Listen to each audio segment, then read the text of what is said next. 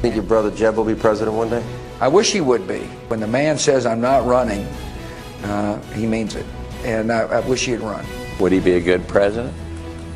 Absolutely. And don't just take that from the father prejudiced view. I mean, he's a good man. He performed as governor. He's well-spoken. He's not an extremist. He's not a wild guy that attributes bad motives to those that disagree with him. And he's good. And people that know him and hear him say the same thing. It has always been no before, but Jeb Bush opened the door just a crack to following in the footsteps of his father and brother this week when he made the rounds for his new book, Immigration Wars, co-authored with Clinton Bullock. And we're glad to have the former governor joining us on This Week Right Now. Thanks for joining us, Governor. Thanks, George. I want to get to the book in just a second, but let's start out with that charm offensive this week from President Obama, having dinner with Senate Republicans, talking with Paul Ryan as well over lunch. And it really seems like he's trying to resuscitate this grand bargain over the budget. What do you make of that?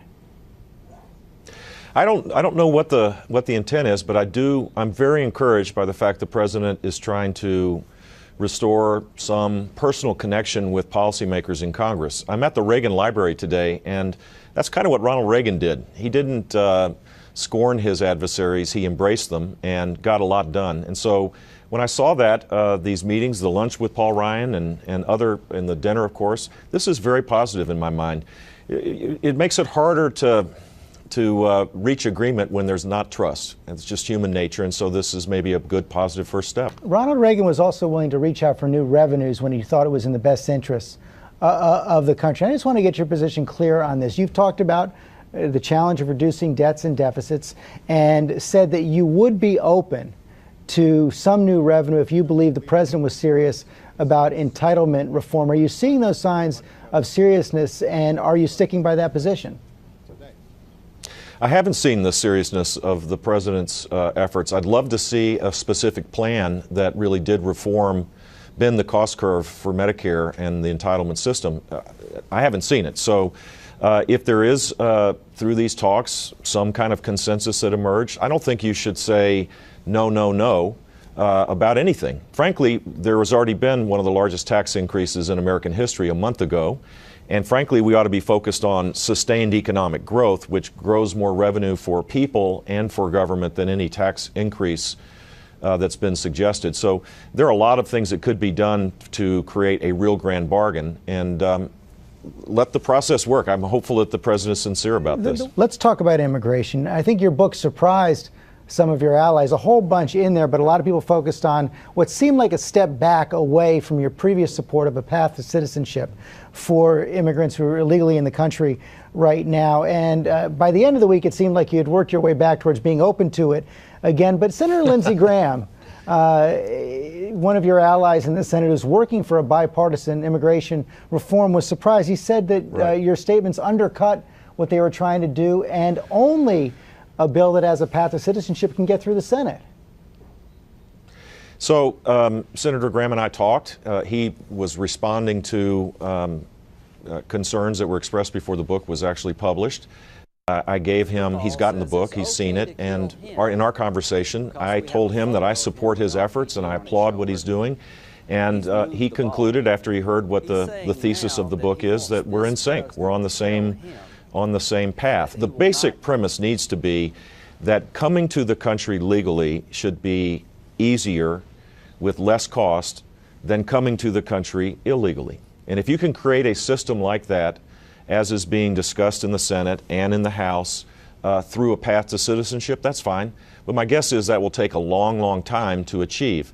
In the interim, it's important to take people out from the shadows to allow them to have the dignity of having legal status. And there we agree as well. And are you encouraged, based on your talks with those in the Senate and the House, that this can actually get done this year?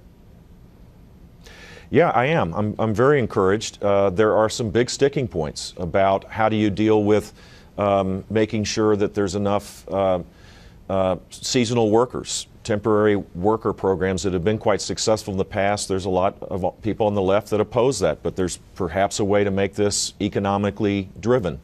The AFL-CIO and Chamber of Commerce have reached an agreement to kind of create a path for that. There's a lot of work being done, really good work, courageous work, because this is complex and may not be popular.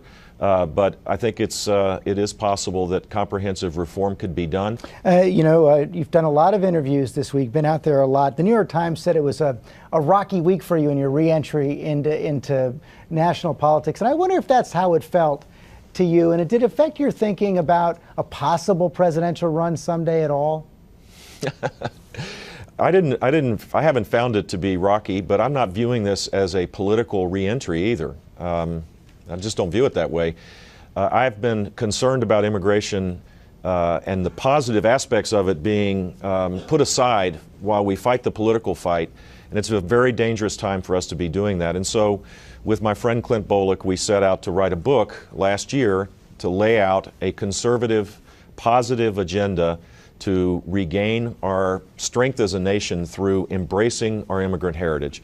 And that was the purpose of the book, and I hope when people actually get a chance to read it that they see that that was the intent. But your answer to running for president is not no anymore, correct? Yeah, I don't know how you get to yes by saying not no, but I'll let you all figure that out. I'm not saying it's yes. I just want to know if the door's open a little bit. Finally, I know we're running out of time. But everything's viewed with a political lens in Washington, and that's just the nature of the beast, and it is what it is. Finally, we all saw that picture of your father yesterday with former Canadian Prime Minister Brian Mulroney. He looked like he was doing pretty well. How is he feeling? He's doing better. You know, he's got his spectacular chief caregiver, Barbara Bush, taking care of him, and he's regaining his strength day by day.